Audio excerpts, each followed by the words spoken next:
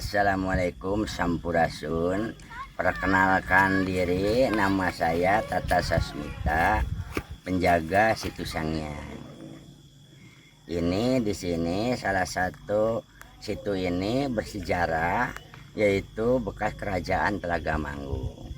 Dan di sini ada satu keramat, yaitu keramat Sunan Paru. Untuk melanjutkan cerita ini, mari kita lanjutkan perjalanan saya supaya bisa perlihatkan, bisa dilihat oleh semua orang.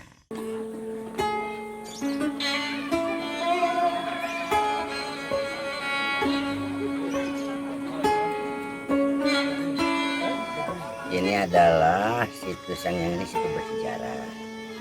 Ini dulunya bekas kerajaan Telaga Manggung. Awal mulanya di sini ada satu kerajaan, yaitu kerajaan Telaga Manggung. Prabu Telaga Manggung itu punya putra dua. Yang satu namanya Raden Panglura, yang kedua adalah Ratu Simbarkencana. Raden Panglura itu pada waktu itu disuruh bertapa di Gunung Kidul, di Gunung Bitung, untuk melanjutkan orang tuanya untuk menjadi raja. Pada waktu beliau bertapa di sana, ditugas tapanya 3 tahun, 3 bulan, 3 minggu, 3 hari. Setelah di sana 1 tahun, ternyata ada seorang bangsawan dari Palembang melamar adiknya, yaitu melamar Ratu Simbarkencana, yang namanya Raden Sacawira. Sehingga selama beliau di sana bertapa, dia dinikahkan oleh dengan Ratu Simbarkencana, itu dinikahi oleh Palembang Gunung, oleh Sacawira tersebut. Sacawira itu sehingga setelah jadi mantunya diangkat menjadi patih.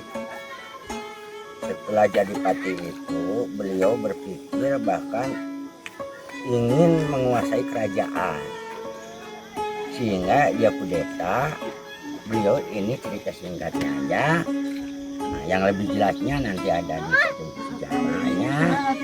Nah, sehingga beliau itu ingin menguasai kerajaan. Maka menguasai kerajaan itu mencarikan celah untuk membunuh Telaga Manggung. Sehingga beliau Telaga Manggung itu dibunuh oleh Centang Barang atas perintah Sacawira. Yang Sacawira itu digelar nama menjadi nama Palembang Gunung. Namanya itu. Nah, sehingga kerajaan pindah di sana lah. Yang di sini setelah itu dibunuh itu, sehingga jasadnya menghilang, jadi lemas, sehingga berubah menjadi situ ini. Ini Situ Sanghyang. Maka situ ini sampai sekarang ini situ tidak kelihatan pemasukannya, tidak ada pengeluarannya. Yang luasnya ini 19,7 hektar. Dan keajaibannya kita bisa lihat oleh kita semua, bahkan di sini dikelilingi oleh pohon-pohonan, tapi tidak ada daun-daunan yang berkelayaban di atas. Ini kalau alam mau dikerjakan oleh alam, kalau pekerjaan manusia silakan selesai oleh manusia. Kayak plastik, bekas plastik kan di sini semua. Itu harus pekerjaan manusia. Inilah ikan ini dulunya prajurit yang 40 aja pertapa dari Gunung Bitung ini datangnya ke sini, masuk ke situ ini berubah menjadi ikan lele. Dulunya ikan lele yang ada. Ikan lele itu pada tahun 95, ikan lele sebagian hilang. Walau alam kemana? Sampai sekarang belum muncul lagi. Lelenya lele lokal, tapi ada bedanya dengan lele yang ada di luar. Lele lokal di sini enggak berbisa. Kalau mati itu enggak berbisa. Ini bedanya. Dan ada juga lele yang tinggal tulangnya aja, sudah tidak ada dagingnya. Itu memang jas adanya, ya di situ ini. Tapi sekarang juga kadang-kadang muncul, tergantung orangnya. Dan ikan yang terbaca hilangnya lele ini, sehingga tubuh 2 ekor ikan mas. Yang panjangnya kira 2 meter, yang satu warna hitam pekat, yang satu warna kuning mas. Nah itulah, sehingga berubah menjadi banyaknya ikan mas. Nah seperti ini. Dan ikan di sini dijaga benar-benar, bukan masalah apa-apa, karena ini dilestarikan. Untuk barangkali ada yang penelitian di bidang perikanan, monggo datang ke Sanghyang ini. Barangkali ikan yang terbesar, ikan-ikan mas, cuman yang ada di Situ Sanghyang ini. Kalau di luar kolam-kolam sudah nggak ada barangkali.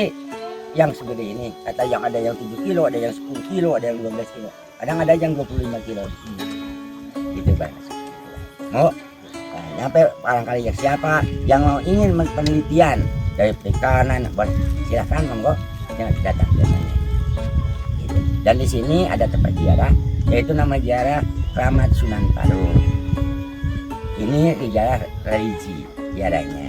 Ini makam seorang tokoh muslim di Talaga, kerajaan Talaga, Raja Talaga yang pertama menganut agama Islam, yaitu Sunan Padang.